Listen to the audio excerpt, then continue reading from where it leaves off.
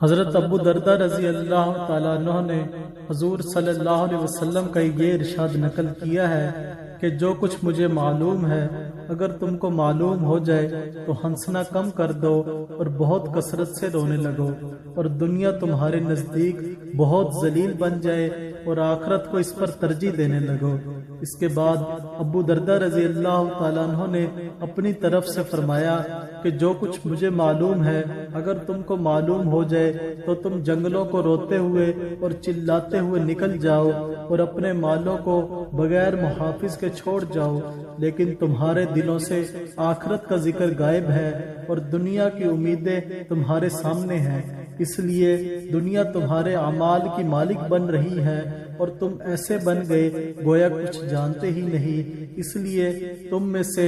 بعض تو ان جانوروں سے بھی بدتر ہو گئے جو انجام کے خوف سے اپنی شہوتوں کو نہیں چھوڑتے۔ تمہیں کیا ہو گیا کہ تم آپس میں محبتیں نہیں رکھتے، ایک دوسرے کو نصیحت نہیں کرتے، حالانکہ تم آپس میں دینی بھائی ہو۔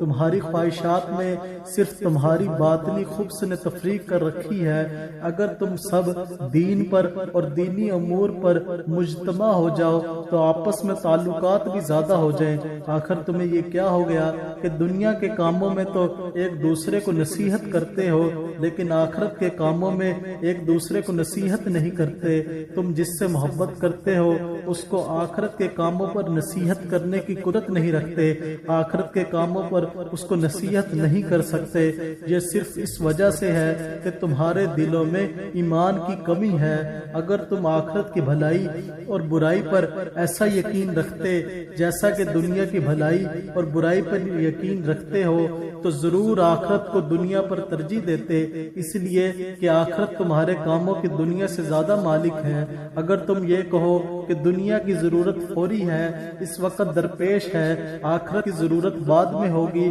تو تم خود سوچو کہ دنیا میں بعد میں آنے والے اور حاصل ہونے والے کاموں کے لیے تم کتنی مشقت اٹھاتے ہو، یعنی کھیتی کی مشقت برداشت کرتے ہو کہ بعد میں پیداوار ہوگی، باغ لگانے میں کتنی جافشانی کرتے ہو کہ کئی سال بعد پھل آئے گا، وغیرہ وغیرہ۔ تم کس قدر بری قوم ہو کہ اپنے ایمان کی جانچ ان چیزوں کے ساتھ نہیں کرتے جس سے تمہارے ایمان کی مقدار تمہیں معلوم ہو جائے کہ ایمان کس درجے کا تم میں موجود ہے۔ اگر تم لوگوں کو اس چیز میں شک ہے جو حضور صلی اللہ علیہ وسلم لے کر آئے تو آؤ ہمارے پاس، ہم تمہیں واضح طریق سے بتائیں اور وہ نور دکھائیں جس سے تمہیں اطمینان ہو جائے کہ حضور صلی اللہ علیہ وسلم نے جو فرمایا وہ حق ہے۔ تم کم عقل بے وقوف نہیں ہو جس کی وجہ سے ہم تم کو معذور سمجھ لیں۔ دنیا کے کاموں میں تو تم بڑی اچھی رائے رکھتے ہو اور اس میں بڑی احتیاط پر عمل کرتے ہو، پھر کیا مصیبت ہے کہ آخرت کے کاموں میں نہ تم سمجھ سے کام لیتے ہو نہ احتیاط پر عمل کرتے ہو۔ آخر یہ کیا بات ہے؟ تمہیں یہ کیا ہو گیا کہ دنیا کے ذرا سے فائدے سے بڑے خوش ہوتے ہو، ذرا سے نقصان سے رنجیدہ ہو جاتے ہو، جس کا اثر تمہارے چہروں تک پر معلوم ہونے لگتا ہے کہ خوشی میں پھول جاتے ہو، رنج میں ذرا سا منہ نکل آتا ہے، مصیبتیں زبان پر آنے لگتی ہیں، ذرا سی بات کو مصائب کہنے لگتے ہو، ماتم کی مجلسیں قائم کرتے ہو، لیکن دین کی بڑی سے بڑی بات بھی چھوٹ جائے تو نہ اس کا رنج کم ہے نہ چہرے پر کوئی تغیر ہے۔ میں تمہاری بددینی کی حالت دیکھ کر یہ خیال کرتا ہوں کہ حق تعالی شانو ہی تم سے بیزار ہو گئے۔ تم لوگ آپس میں ایک دوسرے سے خوشی خوشی ملتے ہو اور ہر ایک یہ چاہتا ہے کہ دوسرے کے سامنے کوئی ایسی حق بات نہ کہے جو اس کو ناگوار ہو تاکہ وہ اس کے متعلق کوئی ناپسند بات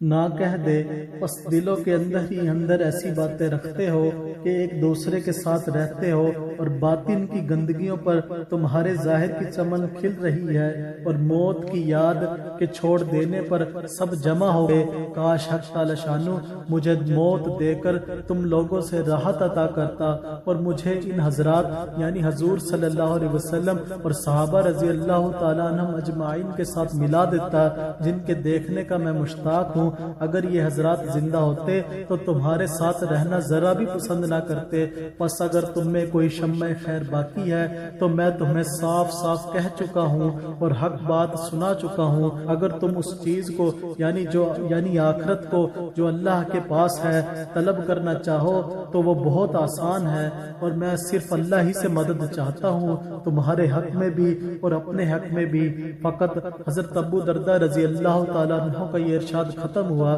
حضرت ابو درداء رضی اللہ تعالیٰ عنہ کی یہ ڈانٹ بڑے غور سے پڑھنے کی ہے۔ یہ ان حضرات پر خفا ہو رہے ہیں جن کے متعلق ہم یہ سمجھتے ہیں کہ ہم ان جیسا دیندار بھی نہیں بن سکتے، ان کے کارنامے ہمارے سامنے ہیں۔ اگر یہ حالات حضرت ابو درداء رضی اللہ تعالیٰ عنہ ہم لوگوں کو دیکھتے تو یقیناً رنج سے ہلاک ہو جاتے۔ اللہ رب العزت ہم سب کو نیک عمل کرنے کی توفیق عطا فرمائے کہ اللہ رب العزت ہمیں مکمل دین پر چلنے کی توفیق عطا فرمائے، آمین۔